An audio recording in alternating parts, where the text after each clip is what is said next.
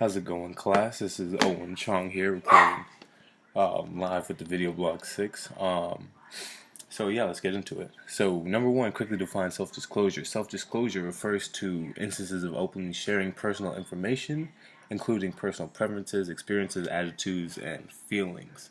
So basically, an example of an irresponsible disclosure would be, for example, say you get a patient who's having a problem keeping an erection. You wouldn't want to be that person to say, yeah, you know what, I don't have that problem at all. There's no benefit in it. Our main goal is to benefit the patient, and saying that would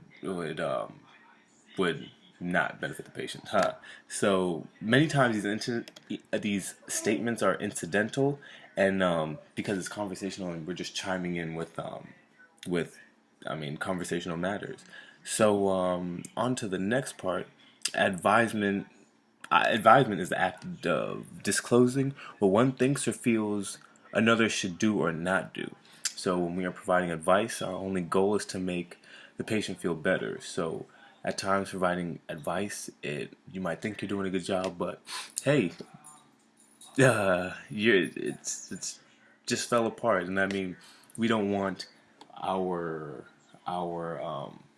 message towards the patient to be negative per se, and we the ultimate goal is to build the patient up. So I mean, we should, as healthcare providers, let me see, giving advice, it's, yeah, giving advice is good, but it's discouraged at the same time because, hey, we want the patient to think for themselves, by themselves. We're there to encourage them, but we can't be their source of we can't be their thought process. So now for the last one, how does poor use of self-disclosure lead to inaccurate interpretations of the patient? Well, a buddy of mine says you have two ears, one mouth. So we should listen more. The more listening we do, the more information we can get from the patient, as opposed to cutting them off, thinking and assuming that we know what they're gonna say, because we really don't know what they're gonna say. So we really just want the patient to fully express themselves. And yeah, so that's my video blog 6. I hope you enjoyed it, and of course I went over time, but yeah, good night, everybody.